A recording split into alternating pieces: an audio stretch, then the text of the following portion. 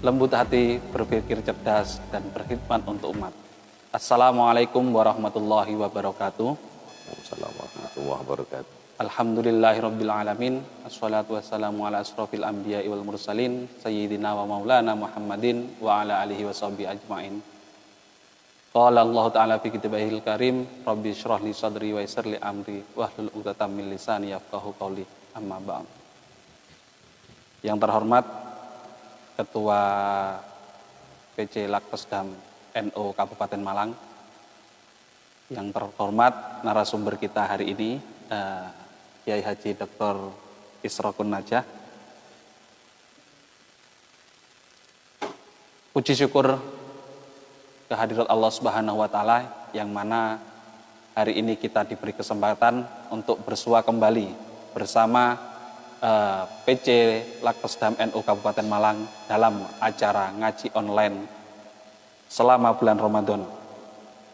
Acara ini didukung oleh PCNU Kabupaten Malang, Unira Malang, Institut Agama Islam Al-Qalam, UIN Maulana Malik Ibrahim, Unisma Malang, dan Universitas Brawijaya Malang. Ngaji online diselenggarakan setiap hari selama bulan Ramadan, yaitu mulai jam 9 sampai jam setengah 11 siang. Baik, narasumber kita hari ini adalah Kiai Haji Dr. Isrokun Najah. Beliau adalah Ketua PCNU Kota Malang yang sekaligus menjabat sebagai Wakil Rektor 3 Bidang Kemahasiswaan UIN Maulana Malik Ibrahim. Hari ini tema kita adalah tentang filantropi dalam Islam, yaitu apa sih filantropi dan bagaimana filantropi dalam Islam itu. Mari kita simak paparan dari narasumber kita hari ini. Monggo. Silakan. Assalamualaikum warahmatullahi wabarakatuh. Waalaikumsalam. Bismillahirrahmanirrahim. Alhamdulillahilladzi faddala syahra ramadhana ala sa'il syuhur wa fataha fi abwaaba ijabatil sa'ilin. Wassalatu wassalamu ala sayyidina Muhammadin imamis sha'imin wa ala alihi wa ashabihi wa man tabi'an ila yaumiddin. Yang saya hormati Ketua Lakpesdam PC Kota Kabupaten, yang saya hormati para pemirsa ngaji online. Pada kali ini kita akan bincang tentang filantropi dalam Islam. Sesungguhnya momen Ramadan seperti ini adalah momen di mana satu di antara hikmahnya kita bagaimana bisa terbangun empati kita. Ada hal yang sesungguhnya kalau dalam bahasa yang kasar, Allah itu memberikan pengalaman kepada kita agar kita merasakan seperti yang dirasakan orang lain pada umumnya. Ini penting ya. Saat jam-jam segini barangkali di antara kita tentu sudah biasa sarapan.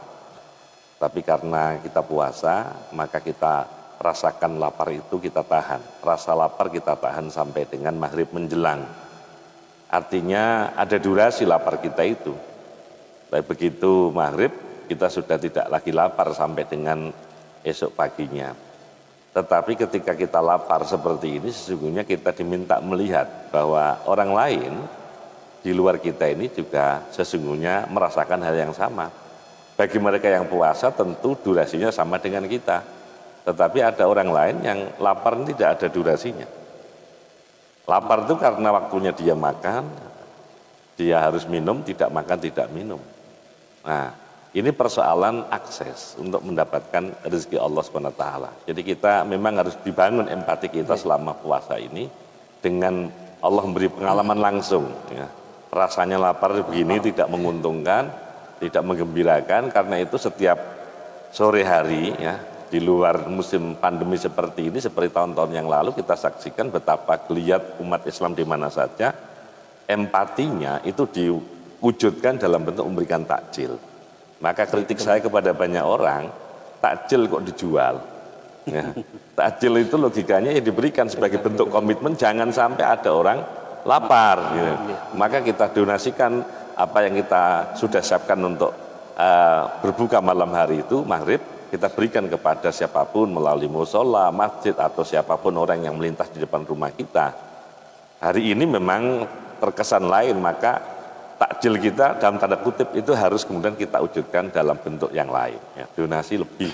Ya. Ini penting kita bangun kesadaran itu, karena sesungguhnya pengalaman untuk berempati begini ini secara normatif Allah sudah desain sedemikian rupa.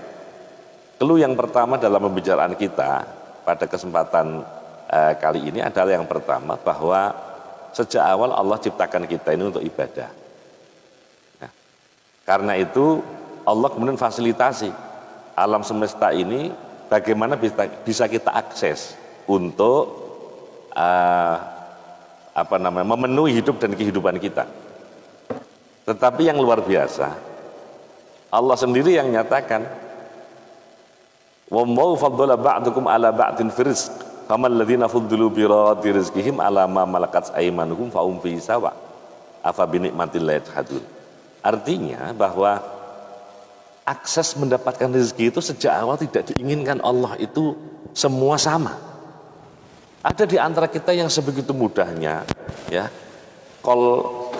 deal bisnis itu kurang dari setengah jam, mungkin kurang seperempat jam sudah meraup tidak hanya jutaan, mungkin miliaran. Nah, sesuai jenis pekerjaannya lah gitu. Tetapi ada di antara kita yang setiap hari memastikan makan atau tidak, kalau makan kira-kira apa, jam berapa, di mana, itu masih banyak. Nah, tetapi Allah kasih catatan. Ketika terjadi kesenjangan, itu bukan kesalahan Allah. Famal ladzina fuddilu bi raddi rizqihim. Kesenjangan sosial itu karena siapapun orang yang diberikan rezeki lebih, dalam tanda kutip, lebih itu sangat subjektif, ya. Itu harus diserahkan kepada orang lain. Karena itu di dalam Islam, ya, sesungguhnya ketika rezeki itu tidak diberikan Allah sama, ya, bagaimana bisa rata? Ketika pemerataan itu tidak juga kunjung dan tanda petik seolah terjadi, maka Allah itu kemudian memberikan impresi kepada siapapun kita dengan firman-Nya, wa fi amwalim haqqul lisa'il wal mahrum. Hei, kamu jangan enak-enakan, siapapun kalian yang mendapat rezekiku, pahami bahwa sebagian dari rezeki yang aku terimakan padamu itu ada hak orang lain.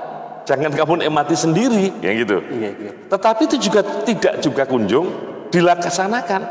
Maka Allah itu secara eksplisit, khudh itu orang lain loh yang diperintahkan. Khudh min amwalim shadaqatan. Karena orang yang punya harta menceketem, ya, bahasanya itu tidak juga memberikan, akhirnya Allah perintahkan orang lain yang ambil itu. Itu kan luar biasa. Di samping kemudian kita diberi kesadaran dengan puasa begini kita merasa, oh iya ternyata lapar itu tidak menguntungkan. Nah, inilah kemudian yang di dalam Islam itu muncul apa yang kemudian kita sebut sedekah. Tapi yang menarik dalam pembacaan saya, ya, sedekah itu seakar dengan kata sidqun, seakar dengan kata tasdik, seakar dengan kata sidaqah. Jadi kalau sidqun itu benar, tasdik pembenaran, sidaqah persahabatan, maka sedekah itu saya memaknai itu komitmen. Komitmen siapapun kita atas nama hamba dan atas nama bagian dari makhluk sosial, ketika diberi rezeki, pahami bahwa rezeki yang kita terima itu bukan semata untuk kita. Satu. Yang kedua, komitmen bahwa sesungguhnya apa yang kita terima itu bagaimana kita bisa manfaatkan untuk bekal kehidupan kelak nanti setelah kematian kita. Jadi makanya Imam Ghazali itu kan sampai memberikan statement yang luar biasa itu, ya. Wahbub masyi'ta fa innaka mufariku. Cintai apa saja, toh kamu nanti juga akan mati. Yang kamu cintai nanti lo nggak akan ikut kamu juga gitu. Nah, inilah yang kemudian di dalam bahasa kekinian ada istilah filantropi. Filantropi itu dari dua kata serapan, filan sama tropi. Filan itu cinta, tropi itu manusia. Jadi filantropi itu sebuah tindakan seseorang ya mencintai sesama. Menyintai itu diwujudkan seperti hadis Nabi itu, bagaimana kita menyintai orang lain itu sama dengan ketika kita menyintai diri sendiri. Nabi mengatakan itu menjadi sebuah taruhan. Jadi kita ini tidak akan pernah memiliki keimanan yang sempurna sebelum bisa menyintai orang lain seperti menyintai diri sendiri. Umumnya kan enggak. Ya. Jadi umumnya itu kita cinta kepada diri itu jauh lebih dominan daripada orang lain. Hatta kepada anaknya itu nanti kan dia akan bekerja sendiri, dia akan cari sendiri, dia macam-macam. Itu tidak seperti yang diharapkan. Karena itu di sini kita diskusinya itu, jadi filantropi itu sesungguhnya di dalam Islam dengan kata sedekah. Karena itu di dalam pembincangan atau perbincangan tentang sedekah selalu ada dua hal. Yang pertama, sedekah wajib, sedekah sunnah. Itu. Sedekah wajib itu kapasitasnya seorang bapak kepada anak, nafkah namanya. Kapasitasnya sebagai seorang suami kepada istri, nafkah namanya. Kapasitasnya sebagai orang yang memiliki harta, kemudian sudah 1 tahun penuh, ya sudah 1 nisab, maka zakat namanya. Siapapun orang yang karena punya keinginan agar Allah itu mengabulkan apa yang dia pinta, berkomitmen, ya Allah, jika tahun ini misalnya dia berharap haji itu sudah sekian lama, musim pandemi sampai hari ini belum diputuskan ini kira-kira haji tahun ini ada atau tidak, kemudian dia punya keinginan, ya Allah, jika engkau ya pastikan dalam tahun ini haji itu dibuka dan saya bisa memenuhi, maka akan saya donasikan sebagian apa yang saya miliki untuk sesama. Nadar, itu namanya nadar. Nah, hanya nadar di Indonesia itu masih individual. 1, iktikaf, 2, baca Quran itu. Mohon maaf, di Iran ya, semua masjid itu punya layanan nadar. Jadi ada layanan nadar. Jadi orang datang ke takmir, Pak Takmir tolong didoakan bersama jamaah nanti kalau imam mengimami agar anak saya yang sakit sembuh, anak saya yang daftar ini diterima. Kemudian tinggal ngecek nanti. Jadi kalau sakit dipantau terus sama masjid itu, begitu sakit diingatkan, dulu mau donasi sekian. Itu didoakan jamaah. Ini yang belum populer ya. Maka Laksmedam Kabupaten harus mempopulerkan nih, nadar itu kita ganti ya finansial itu ya. Jadi kalau akeh tunggalin mari ngene aku maca Fatihah ya. Dan diadministrasikan kayak gitu. Jadi ada yang lembaga yang menaungi itu gitu. Betul, nggih. Dimulai dari masjid itu kan orang biasanya datang masjid minta bacaan Fatihah, minta bacaan. Kan lembaganya jelas. Kalau atau majelis taklim lah gitu. Jadi di Malang terlalu banyak itu ya masjid. Terlalu banyak dalam tanda petik itu positif ya. Jadi ada masjid taklim wal maulid itu kan banyak sekali ya. Disebut tuh hitungan jari kita habis itu di Malang ini. Itu apa artinya? Bisa saja itu kemudian melembagakan, minta di Fatihah sekian jamaah itu kan ya bukan tidak mungkin itu akan dikabulkan Allah SWT. Terima kasih. Kita berbicara tentang filantropi ini, jadi kedermawanan itu cenderung bahwa orang yang dermawan itu adalah orang yang mampu atau orang dalam tanda kutip yang kaya. Apakah kedermawanan itu cenderung kepada hal materi saja atau mungkin kita yang dalam tanda kutip itu di bawah di menengah ke bawah lah, itu apakah bisa berdermawan seperti itu? Saya kira memang Nabi memberikan sebuah ukuran, ya. La sodaqota wa dzu rahimin muhtaj. Tidak ada itu zakatkah ya atau yang lain bentuknya itu ketika keluarga sendiri masih butuh ya. Dan tadi kita masih terputus membincang tentang pembagian sedekah ya. Itu yang wajib. Yang wajib tadi nafkah, kemudian zakat, kemudian nazar ya. Yang sunnah itu banyak. Yang sunnah ini yang pertama namanya hadiah. Hadiah itu pemberian satu pihak ke pihak lain. tidak terpikir dalam benaknya dapat pahala. Ya. Maka sesungguhnya ya, ketika kita dapat undangan manten ya, kemudian jelas di dalam undangannya itu ada pundi-pundi, ada gambar gong apa, kendi apa tuh, gentong ya, kan gentong. Itu artinya bahwa itu juga bagian dari sedekah loh ya. Malang bilang apa, buwuh ya. Buwuh itu pemberian seseorang kepada pihak lain, tidak semata-mata dia memohon pahala ya. Yang kedua, hibah. Hibah ini pemberian satu pihak ke pihak lain sejak awal niatnya pengen pahala. Nah, kata-kata hibah ini yang sekarang ya diambil alih oleh Ketua Lakspedam Kabupaten Malang. Yang punya hibah itu hanya Ketua Lakspedam gitu. Karena sesungguhnya ini berubah ya. Terminologi ini di masyarakat yang populer dengan sebutan amal jariah. Jadi secara deskriptif ya, definisi tentang amal jariah itu di dalam fikih tidak ada itu. Itu istilah murni dari Indonesia, sama seperti halal bihalal, menggunakan bahasa, tapi orang Arab nggak paham itu. Wong sodako kok amal kok jari, kalau sodako jariah ada, tapi kalau amal berarti amal jari, itu berarti ambil jari ini amal. Jadi itu kata maksudnya hibah itu. Jadi hibah itulah yang sekarang berganti menjadi amal jariah. Siapapun orang lah ketika mau datang ke masjid diingatkan oleh istrinya, Pak sudah bawa apa amal, itu maksudnya amal jariah itu adalah hibah. Jadi orang ketika datang ke masjid sudah disiapkan untuk kemudian masukkan ke pundi-pundi masjid, itu namanya adalah hibah. Ya, itu sunnah. Yang ketiga, saya punya teman memberi begitu saja sulit sekali. Ya, karena dia bilang begini gitu, saya nggak mendidik itu kalau hanya memberi dan memberi itu. Artinya dia akan punya ketergantungan dan tidak akan pernah survive menjalani hidupnya sendiri kalau kemudian dia bergantung. Nah terus apa tidak ada kesempatan orang memberi? Ya sudah nggak tak beri, ya jangan begitu. Nah ternyata musim Ramadan begini ini yang orang sekalipun pandemi masih kepengen lah, saya lihat di banyak tempat tuh masih kepengen menghias rumah, mengecat. Misalnya dia nggak bisa ngecat ya, maka jasa yang dimintakan orang lain untuk dia memberikan upah itu termasuk sedekah.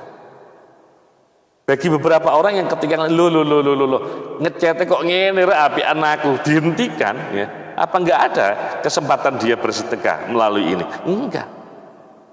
Hutang kan. Hutang itu termasuk sedekah. Hutang, saya kok ragu dia akan nyaur, akan ngelunasi itu. Ya sudah, gadaikan. Jadi enggak ada pintu bagi kita untuk tidak mendonasi sedikit apapun yang pernah, ya sesuai dengan kapasitas kita, sesuai dengan kemampuan kita kepada siapapun itu. Hatta yang paling minimal itu ya, jangan menebar kebencian, jangan menebar orang lain itu tidak simpati pada kita. Maka setidaknya itu loh sodako itu tabassum, at-tabassum sodako. Jadi senyum saja itu sudah sodako itu. Itu jadi, kalau tidak bisa memberi kebaikan ya sudah, jangan menebar kebencian. Ya. Berbicara tentang kedermawanan itu kan ini soal dalam artian soal hati. Bagaimana sih cara kita untuk melatih hati kita dalam artian filantropi ini untuk bisa ikhlas? Oke. Mungkin ada fase-fase yang harus kita lalui. Secara normatif ya, secara normatif itu menurut hitungan ya Imam Ar-Razi ya, Fakhruddin Ar-Razi di dalam Ahkamul Quran, ayat yang membincang tentang charity ya, amal seperti ini ya, itu sekitar 73. Jadi ayat yang dipakai sedekah ya, dipakai zakat itu ya ayat yang dipakai wakaf. Ayat yang dipakai wakaf itu yang dipakai infak itu. Jadi ayatnya sama dengan beragam diksi dan konteksnya macam-macam ya, tetapi sesungguhnya ini mengarah kepada bentuk donasi ya, kedermawanan. Coba kita lihat misalnya ketika Allah kemudian menantang kita, lan tanalul birra hatta tunfiqu mimma tuhibbun. Albir di dalam kitab tafsir itu ada dua penerjemahan. Yang pertama ya kamalul khair ya, orang nggak akan pernah mendapatkan kesempurnaan dari kebaikan yang dilakukan Yang kedua ada bilang al-jannah. Kamu jangan bicara surga. Lantana, ketika kamu tidak mampu memberikan sesuatu, mimma tuhibbun, mohon maaf, tahu belendrang ya? Nah, memberi belendrang kepada orang lain, siapa yang tidak bisa? Ngawak dhewe sira gelem ini nggih. Kalau memberikan sesuatu kepada orang lain, dia itu kan sampai disindir sama Allah, antar midu syai'an itu. Bagaimana kamu memberi yang kamu sendiri tuh ngelihat barang yang kamu beri kamu nggak mau. Nah, jangan bilang kamu banggalah baju yang ada sedikit sobek, yang sudah luntur, diberikan dengan orang dengan bangganya. Itu dia sudah saya kasih itu baju itu. Sing dhisik klambine sing sampean wae iku lak klambine sampean 10 tahun yang lalu. Ya tapi kan dari saya ngasih gitu. Jangan bangga. Itu Allah itu cepat itu. Mimma itu tidak banyak loh, mimma itu sebagian, tapi yang tuhibbun, bukan mimma ahbabtum. Kamu tidak akan pernah bicara surga. Jangan bicara surga dulu. Jangan bicara kamu itu punya kesempurnaan kebaikan yang kamu lakukan sebelum kamu memiliki kemampuan mendonasi sesuatu yang kamu masih mau, yang kamu masih suka itu. Ya.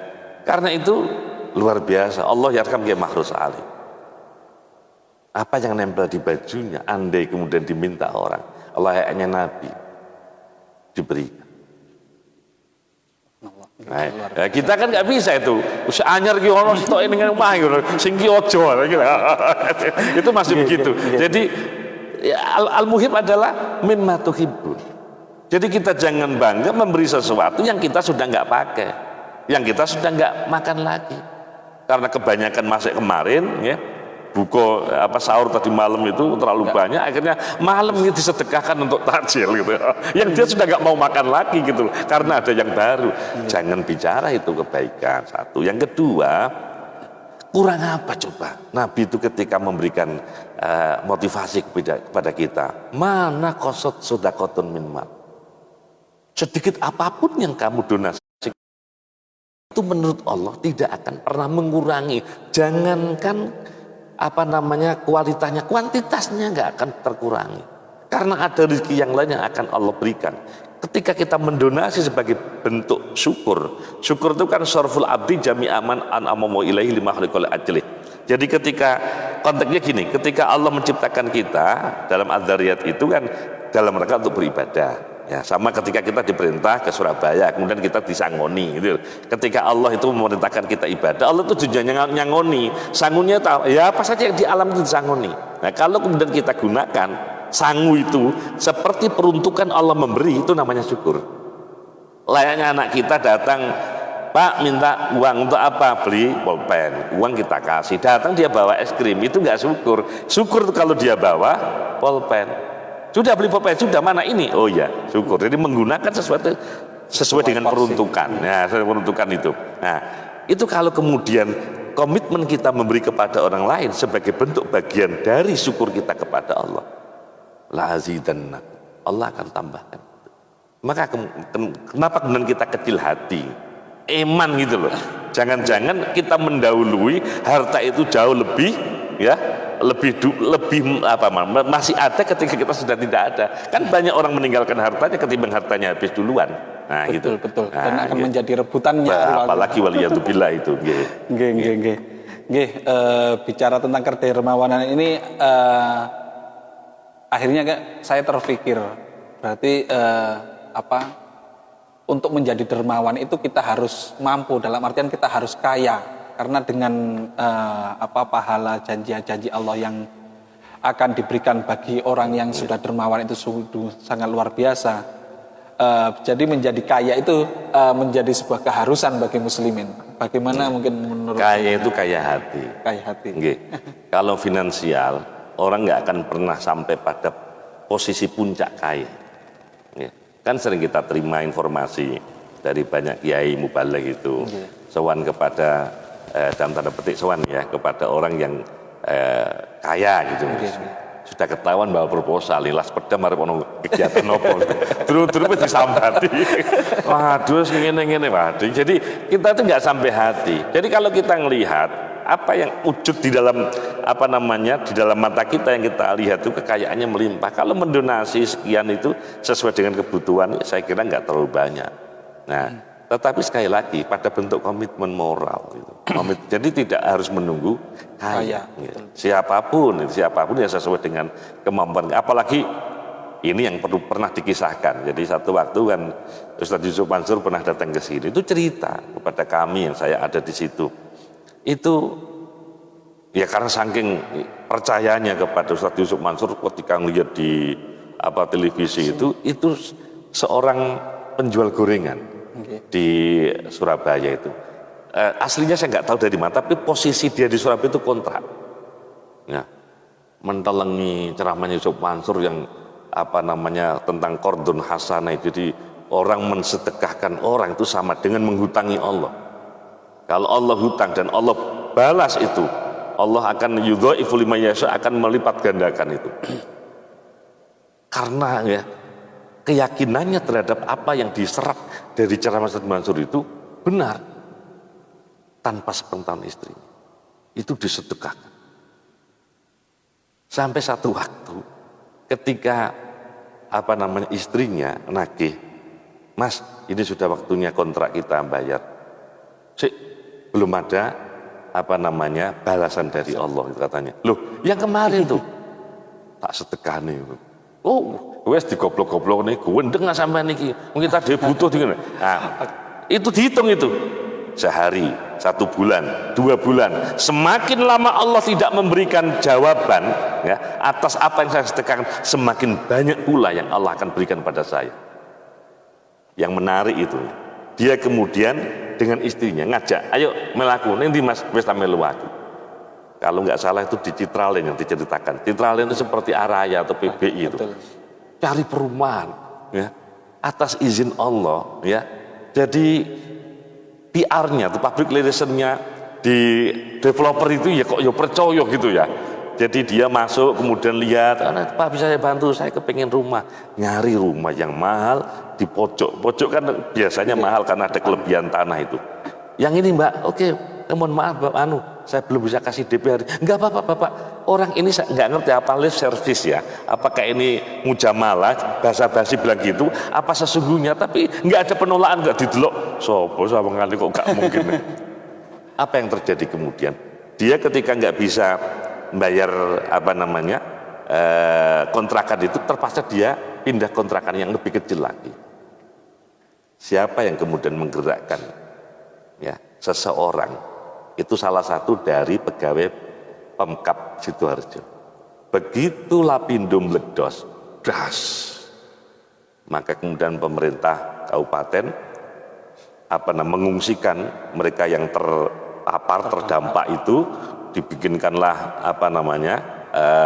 tenda-tenda darurat dan rumah-rumah hunian sementara itu, sama kemudian dijaminkan makannya. Orang itu datang kepada orang yang jual gorengan yang tidak kenal. "Pak, sama nih serta bantu aku." "Bantu apa?" "Masak nih gitu, kanggo pengungsi Lapindo." "Ya siapa ya, tapi saya nggak punya terus tak duit sih." Dikasih duit. Dalam tanda petik mungkin dia akan girang ya di atas penderitaan orang lain. Tetapi yang saya ceritakan ini bentuk itu. Bentuk keyakinannya bahwa Allah akan mengganti itu nyata. Ya. Akhirnya terus dia dapat keuntungan yang banyak, rumah di Citralen itu terbeli. Tidak hanya itu, dia kemudian mengembangkan bisnis kuliner, catering itu. Maka dia butuh gudang, dia beli gudang di Tandes itu. Nah, saat peresmian gudang itulah Ustadz Yusuf Mansur diminta datang. Konteksnya tuh gitu. Terus cerita dia mengapa dia sampai beli itu. Ini atas izin Allah.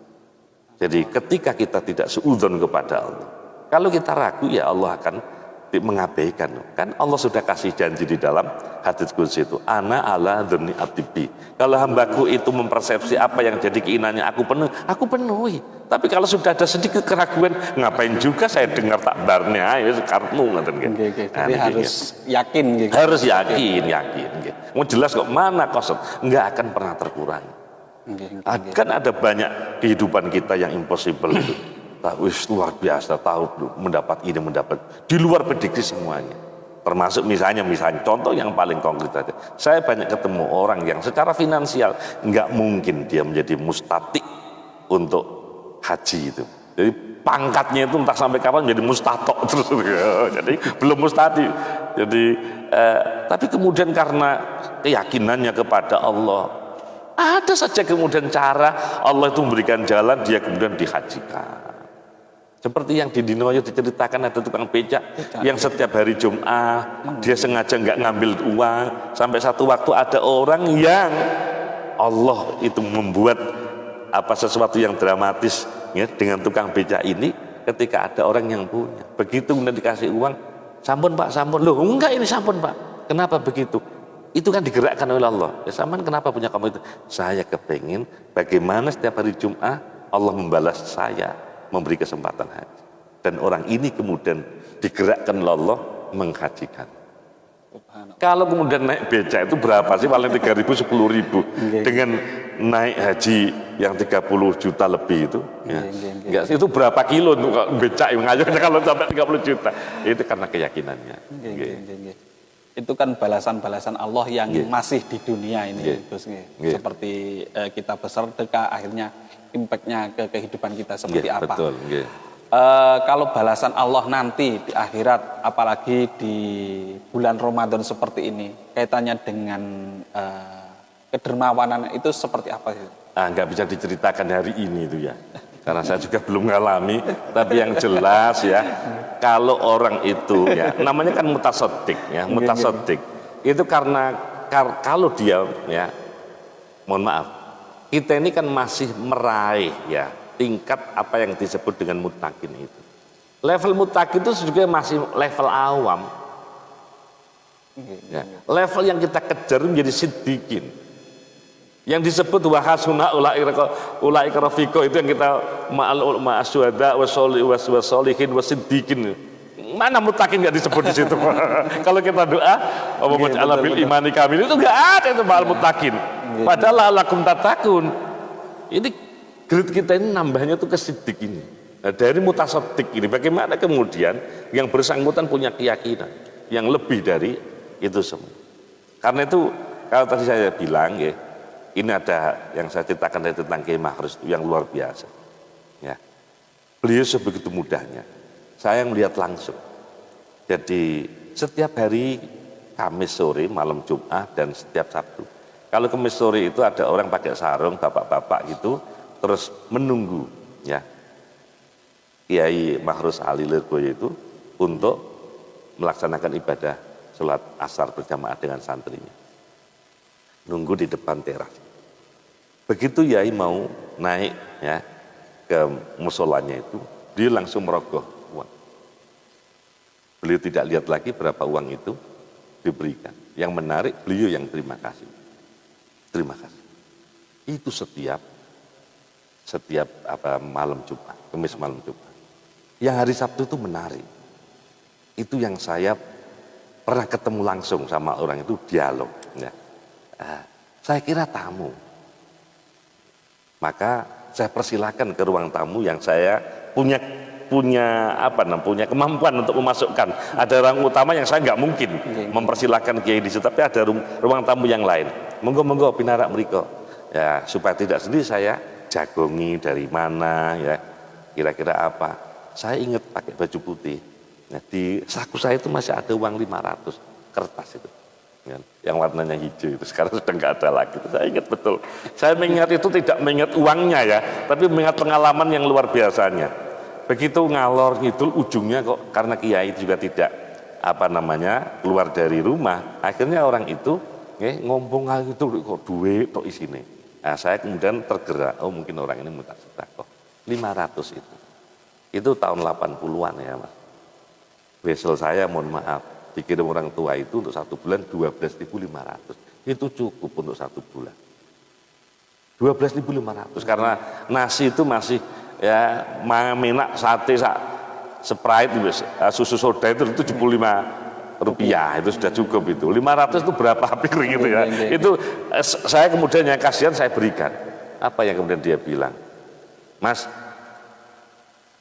yang sampai kasih ini tidak lebih banyak dari yang biasa saya terima dari kiai. Allah dari dalam hati ya, ini orang dikasih nggak terima kasih. Kan rasanya tuh koyo gelo gitu, ya Allah wis tak paringi mbok yo trimon sik mbok ora mosok ngomong ngono. Tapi yang menjadi inti saya menjadi tahu. Nah, yang ketiga, sebelum wafatnya puasa begini. Kiai itu kalau Ramadan itu selalu beliau naik ngajinya ya, ngaji Dalail Khairat itu di masjid. Rumah masjid itu kira-kira 100 meter. Karena kondisi yang lemah, mendadak beliau itu minta, biasanya jalan. Terus kamu semua seneng ngikuti di belakangnya itu. Mendadak kemudian minta ngundang becak dipanggil. Maka kemudian tukang becak itu dengan senang hati nganter kiai. Yang diberikan kiai waktu itu 10.000, 100 meter.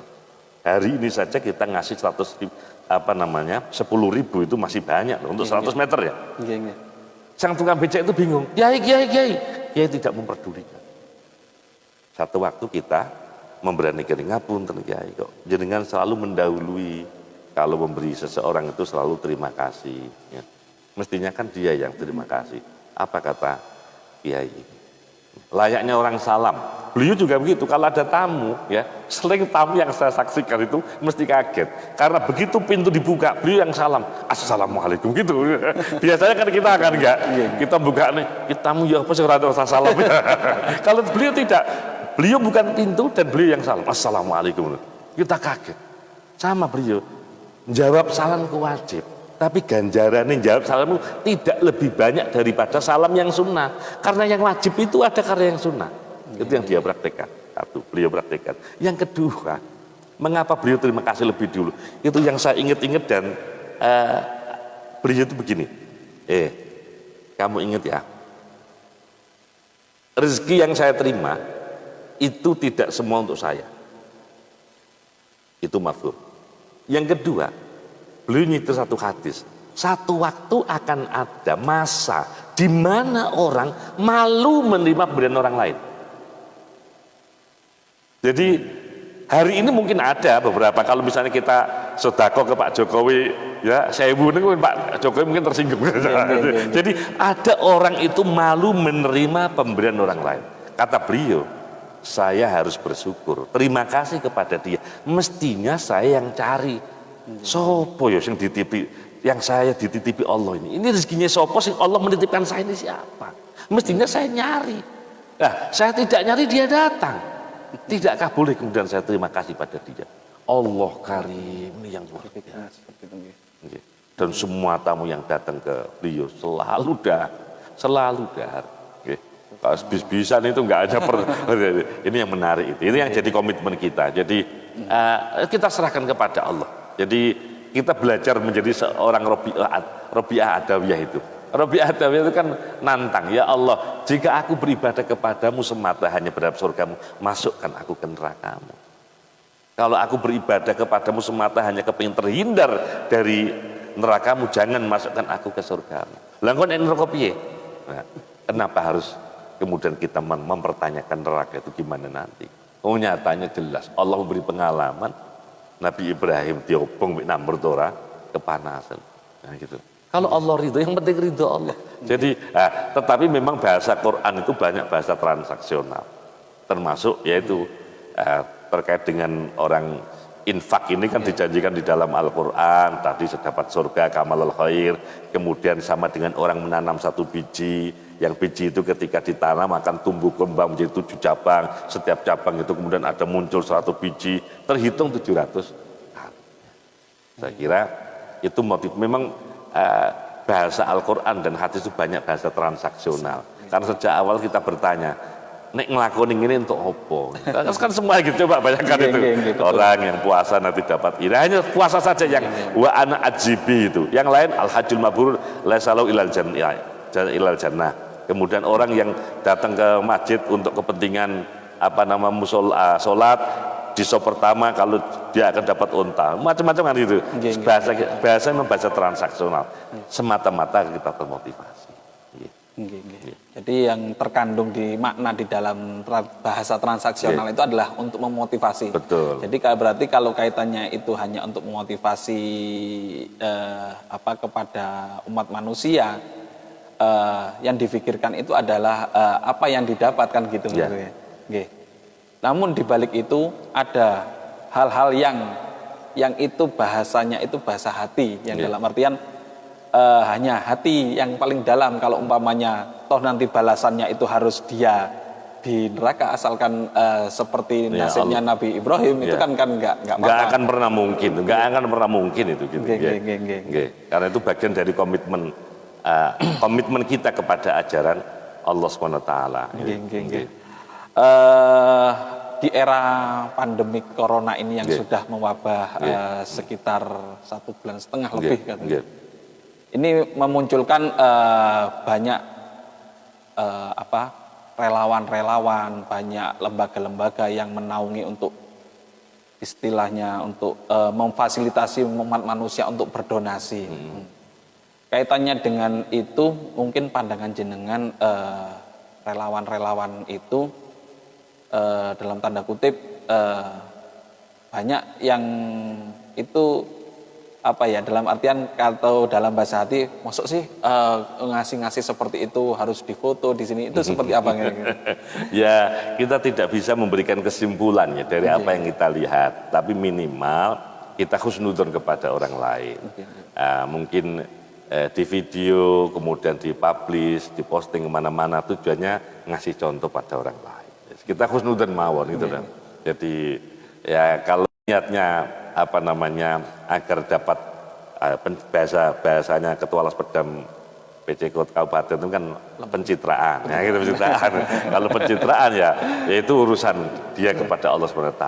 Jadi ya sama dengan riya itu jelas nggak dapat apapun dari apa yang dia lakukan. Tapi yang begini terkait dengan filantropi ya, jadi tindakan seseorang demi kemanusiaan dalam rangka mengangkat harkat martabat dan kehidupan ini yang kadang-kadang hari ini kita saksikan belum maksimal. Belum maksimal itu karena lebih banyak donasi yang kita berikan itu sifatnya konsumtif ya. Sehingga belum mengangkat tradisi atau gagasan yang pernah saya harus menyebut almarhum Kiai Qasim ya di mana Gondalegi itu yang pernah menginisiasi jadi zakat itu bagaimana menjadi produktif ya.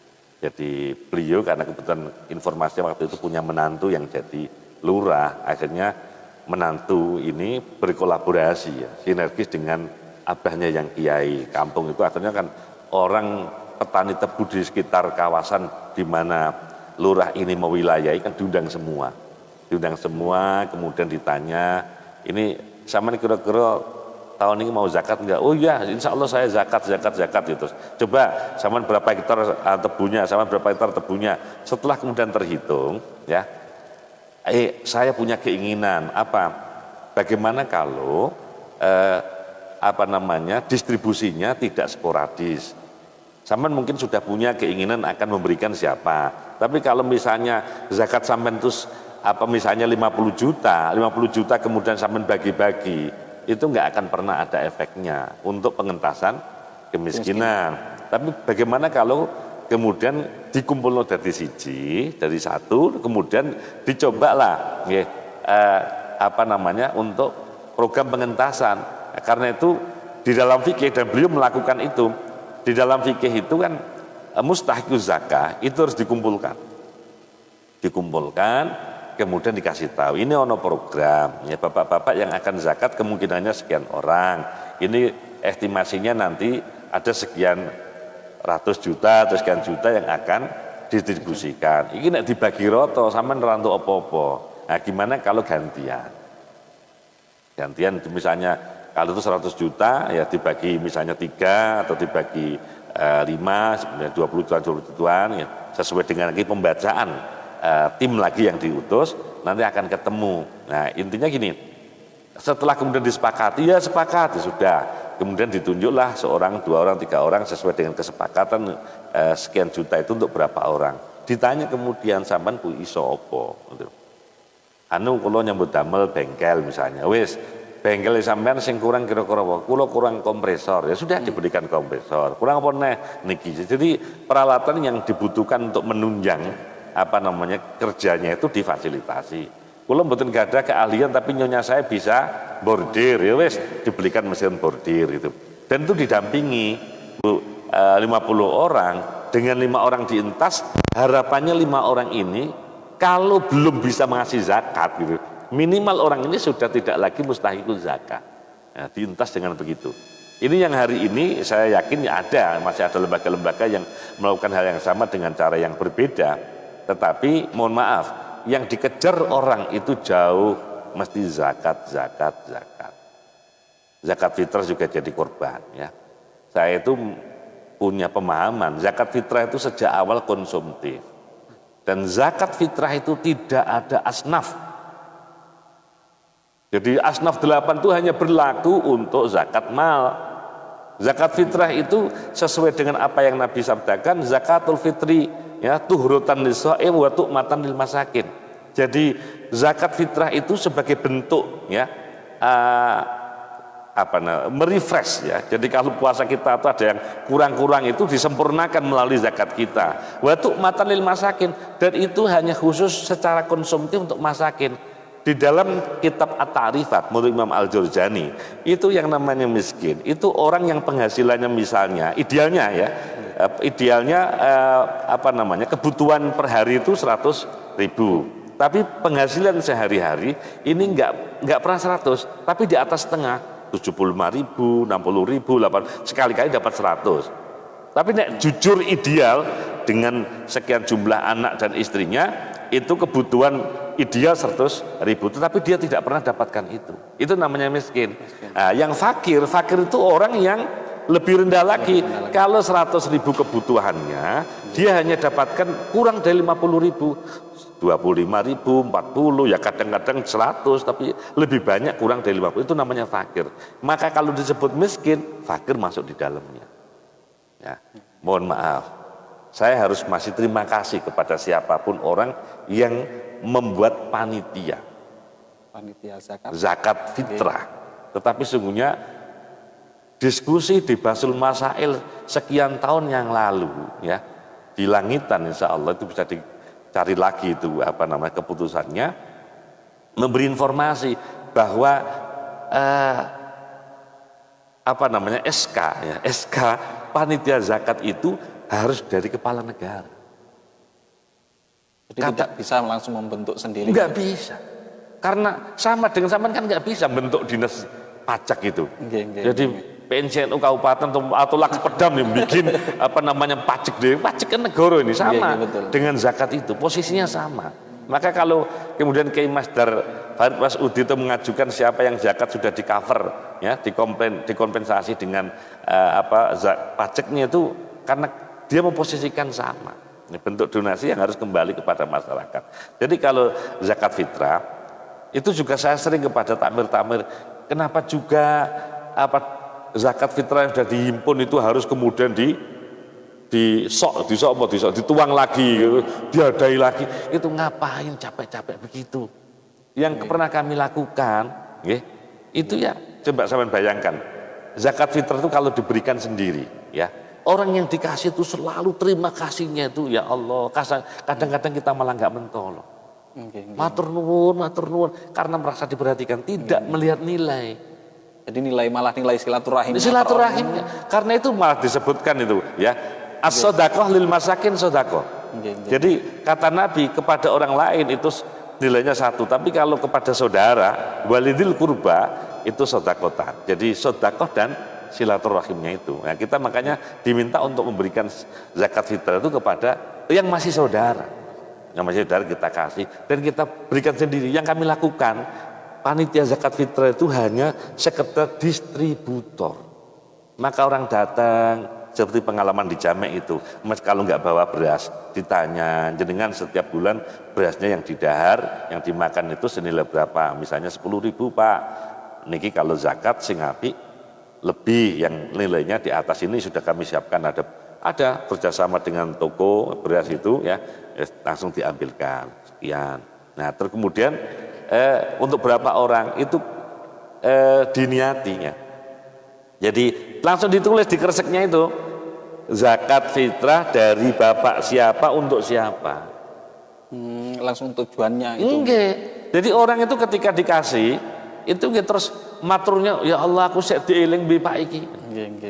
Coba kalau kemudian wis sembarang itu nilainya satu, itu tidak produktifnya. Jadi memang sejak awal untuk zakat fitrah nilainya konsumtif, ya. Kalau zakat mal, ya, itu yang nilainya produktif, ya. Kita bisa menginisiasi dengan cara yang dilakukan oleh Yai Qasim itu, yang belum banyak dapat support dari siapapun. Ya. Pemerintah sudah melakukan, tetapi masih belum setengah hati saya bilang, ya. Itu wakaf. Ya. Sebagai bentuk charity ini. Zakat itu kan setahun sekali. Yang zakat kan tidak setiap orang. Dan harus ada nisabnya, kan gitu kan? Betul. Tapi kalau wakaf, orang itu per hari wakaf lebih dari sekali boleh. Mestinya ya, orientasi kita hari ini beralih. Mari kita wakaf. Tetapi mohon maaf bahasa saya kepada banyak orang, ketika kita bicara wakaf, kita harus kemudian intikal madhab. Karena kalau kita masih Syafi'i, itu memang mempersyaratkan komoditas yang diwakafkan itu harus dengan catatan bakok. Jadi harus yang tidak bisa sekali pakai gitu. Karena itu di Indonesia yang mata Syafi'i, begitu wakaf yang diingat mesti tanah. Begitu tanah mesti masjid. Begitu masjid begitu tanah mesti pondok. Begitu tanah mesti madrasah. Sedangkan wakaf itu bisa apa? Lebih. Kenapa kemudian tidak bikin mall? Boleh itu. Jadi masjid, itu boleh. Jadi orang mewakafkan ke masjid untuk pemakmur masjid. Masjidnya bikin mall. Contoh secara historis di Indonesia, mohon maaf saya nggak kritik Sabila. Kalau Sabila kan ada keputusan yang di bawah satu yayasan yang saya dengar, ya. Semoga saya salah, mohon maaf kepada Sabila. Yang di Indonesia ini, masjid ini yang kemudian menjadi sentra kegiatan pendidikan, kegiatan ekonomi di situ. Hari ini saya harus terima kasih pada Sabila sudah bedah rumah, ya. Ada di sana ada yang Sabila SMS, Sabilillah Medical Service, ya. SMS sebenarnya. Nah, itu bagus. Tetapi ini bukan masjidnya, ya. Itu tidak menyatu di masjid. Dan sekolahnya kan sendiri. Kalau di Nidomnya dulu tidak. Nah, misalnya gini, sudahlah kita jangan ngotot. Ketika di satu tempat masjid masih cukup, jangan berorientasi bikin masjid. Tetapi ketika masjid kita akan cukup, jangan kemudian kita berhenti bicara wakaf. Masjid ini masih bisa. Ada banyak skripsi teman-teman itu yang kemudian masjid, ya, takmirnya punya inisiasi. Di Blitar itu ada tanah yang dibeli dari tanah yang diwakafkan untuk masjid. Akhirnya tanah ini dikelola menjadi lahan perkebunan atau pertanian. Hasilnya untuk pemakmuran masjid. Ya. Nah, itu bagus. Yang saya lihat, ya, belum ada langkah, ya, karena ketakutan banyak orang memahami fikih yang rigid, ya, di Masjid Jami misalnya, tapi sudah bagus itu dikasih. Jadi ini kotak untuk amal, untuk anak yatim, ini untuk miskin, peruntukan jelas itu, ya. Tetapi inisiasi dari masjid sendiri, karena kan sampai diskusinya ini uang yang kita taruh di kotak-kotak itu niatnya wakaf atau tidak. Nah, berkali-kali orang memastikan bahwa tidak ada orang meniatkan memberikan dana itu wakaf, kan begitu. Nah, ini yang perlu kemudian bareng-bareng kita mencoba membuat proyek budget, ya, membuat satu proyek agar kemudian kesadaran orang tentang wakaf itu tidak berhenti. Tapi tadi saya katakan kita harus pindah madhab, ya, seperti madhab Hanafi, ya. Wakaf itu sama dengan i'arah, sama dengan pinjaman. Jadi siapa punya mobil, tak wakaf nih sampean itu. Baru kemudian mungkin belum dipakai itu. Sedino sik ning kono gak tinggal. Ndi mau mobil lho. Jare diwakaf nih. Ya aku melu Hanafi tak tarik maneh. Boleh gitu nggih. Nah, kalau menurut Imam Maliki, ya. Tapi ada muddata mayaru muhtabis. Jadi sampai waktu yang ditentukan kecuali untuk masjid. Jadi kalau Imam Hanafi itu sampai sebatas seperti i'arah pinjaman. Ya bergantung orang minjemi berapa lama. Kalau Imam Maliki itu ada durasinya, ya. Misalnya begini, kecuali memang selama-lamanya. Saya wakafkan rumah ini 1 tahun. Nah, ketika dia mewakafkan itu memang posisinya dia tidak punya hak sama sekali atas tanah yang diwakafkan itu. Begitu durasinya habis, ya, baru kemudian dia punya kekuatan lagi. Nah, yang Imam Syafi'i ini nggak bisa. Sama dengan Imam Hambal itu harus yang komoditasnya tidak sekali pakai. Dan itu tanah. Mana ada komoditas yang tidak sekali pakai nggak habis itu? Ya tanah saja, tanah. Nggak apa-apa itu. Untungnya ada wakful musa, ya, jadi wakaf kolektif. Ya masjid Jamek, masjid yang di Batu yang saya pernah dikritik orang itu. Mau malang banget kan masjid didol kan ada sana dijual masjid itu. Ya viral. Ternyata kan itu bahasa bisnis. Nah, maksud saya bagaimana kemudian kita pindah madhab sehingga wakaf itu tidak harus tanah. Orang di Malang hari ini 1 meter berapa? Jalan Kalian Sugo saya itu sudah 15 juta loh per meter. Lah masa ada orang wakaf per 1 meter saja kan nggak mungkin itu. Padahal kalau sudah 5 juta lebih banyak itu kita serahkan di beberapa daerah itu. Nah karena itu kalau kita wakaf kita boleh kok pindah madhab asal satu qadhiyah gitu. Saya kalau mau terus terang nih, fikih itu harus saya Maliki. Tapi fikih sholat saya Syafi'i. Ya karena ya alhamdulillah sekali dapat kesempatan haji umroh itu selalu saya pindah madhab. Nah daripada ini sekalian aja gitu. Kalau nggak pindah madhab, saya menjadi Syafi'i, menjadi seorang Syafi'i ketika tawaf itu merepotkan saya itu. Nggak mungkin saya menjaga nggak bersentuhan dengan orang yang bukan mahram itu loh. Ya sudah pindah madhab saja. Nggak apa-apa. Jadi dalam hal fikih wakaf kita pindah ke madhab Hanafi sehingga boleh kita donasi. Dan mohon maaf Indonesia ini kan kadang-kadang tidak memahami filosofinya. Jadi euforia tahun 97 ketika krisis moneter itu, ya negara yang survive cepat bangkit itu Bangladesh. Ya. Bangladesh itu karena kebetulan madhabnya Hanafi sama dengan orang India, ya kecuali India Selatan yang Syafi'i Malebar itu. Kalau India, Pakistan, Afghanistan itu kok Bangladesh, Afghanistan itu madhabnya madhab Hanafi. Ya Bangladesh benar. Ada seorang tokoh namanya Profesor Abdul Manan. Itu yang menginisiasi. Begitu negara terpuruk secara finansial, mereka kemudian menggalang donasi besar-besaran. Sehingga donasi yang dihimpun dari masyarakat itu menjadi kekuatan untuk mengembalikan perekonomian negara. Nah, Indonesia itu melihat, loh kok iso ya? Nah, akhirnya muncullah kemudian ada undang-undang tentang wakaf.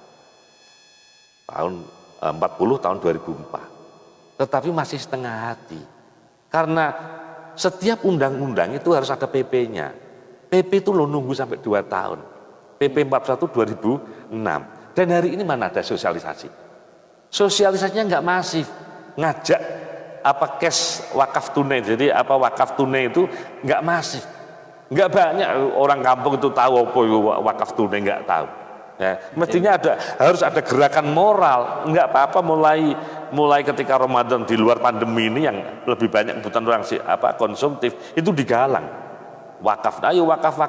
Kalau berharap zakat 1 tahun sekali. Ya, dan mohon maaf, zakat profesi di mana-mana itu yang kemudian setiap bulan ditarik itu sesungguhnya kan ijtihad baru gitu nggih. Karena zakat profesinya aja juga masih debatable boleh atau tidak. Karena itu kalau kemudian diinisiasi wakaf itu. Nah, itu kekayaan kita banyak. Di samping memang hari ini ya masih ada ribuan hektar tanah wakaf di Indonesia yang belum termanfaatkan. Itu data fisik realnya ada di Kementerian Agama. Nah mestinya harus kemudian mencari donasi yang lebih untuk kemudian menggerakkan sektor ekonomi real ini sehingga bisa memberikan kesempatan orang bekerja mengentaskan kemiskinan itu melalui wakaf. Itu bagian dari filantropi dan wakaf itu kan luar biasa janji Nabi itu. Satu, idza mata ibnu adam in qata'a amalu illa min salas. Jadi ketika orang meninggal maka selesailah ya hidupnya, selesai pula amalnya, selesai pula pahalanya. Tetapi Nabi itu mengeksepsi, memberikan pengecualian. Orang boleh mati kapan saja di mana, tapi pahalanya masih akan terus diberikan. Itu kata Nabi. Yang pertama adalah sedekah jariyah. Semua muhadis sepakat sedekah jariyah yang dimaksudnya adalah wakaf. Jadi kalau zakat sekali pakai, pahalanya sekali itu. Tapi kalau wakaf, ya sekali orang itu mewakafkan, sejak itu dia dapat pahala sampai kapan? Karena itu kita harus bangga mewakafkan. Nah, ketika kita belum bisa wakaf sendiri, ya sudah kita wakaf kolektif, kita serahkan ke masjid-masjid itu, niat kita wakaf, itu boleh. Wakaf kolektif itu boleh, pondok pesantren boleh.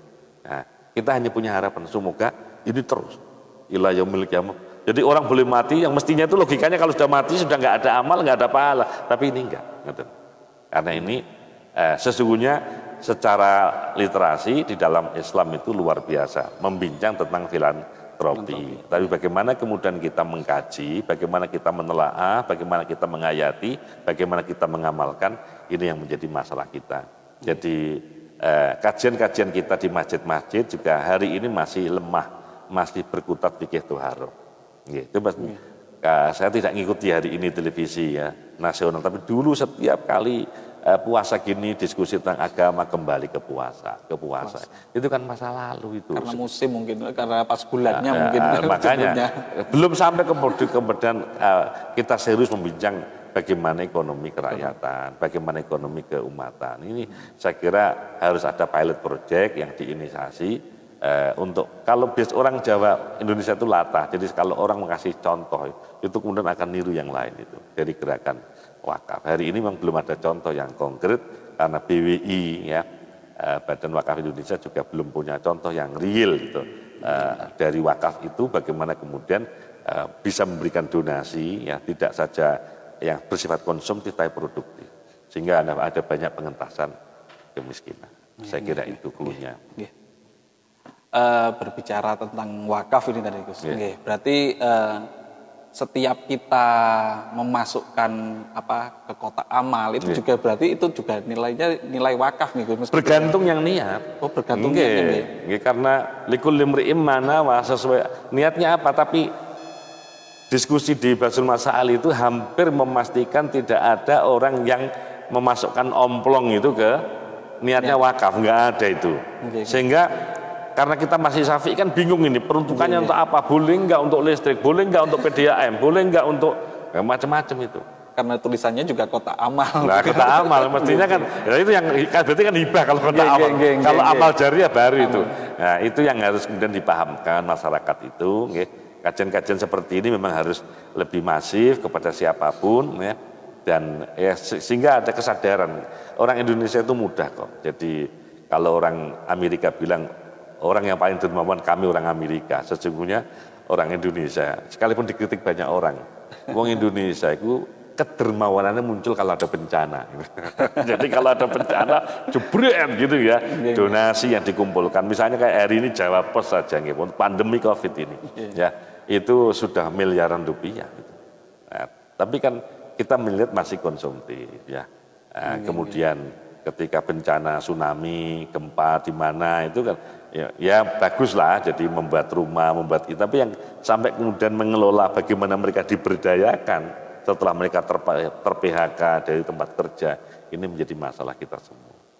Dan itu ya kita bersama-sama dengan teman-teman Lakspedam ya kota dan Batu, saya kira perlu sinergis kita membuat contoh bagaimana di Malang Raya ini ada inisiasi wakaf itu. Tentu setelah ada konkret apa yang kita lakukan, baru kemudian donasi itu kita himpun. Jadi kita menolak ya asumsi orang-orang Amerika yang bilang bahwa kita itu menjadi dermawan ketika ada bencana. Masuk nunggu bencana. Harus ada pemantiknya dulu. Ya, harus pemantiknya. Ini kan iman gitu. Tidak terasa kita sudah di penghujung acara tentang diskusi tentang filantropi dalam Islam. Sebenarnya ini seperti ini biasanya banyak yang bertanya di kolom-kolom komentar. Cuma kebetulan HP saya ini nggak online. Nggih. Kami mohon di penghujung acara ini ada closing statement tentang filantropi dalam Islam. Nggih.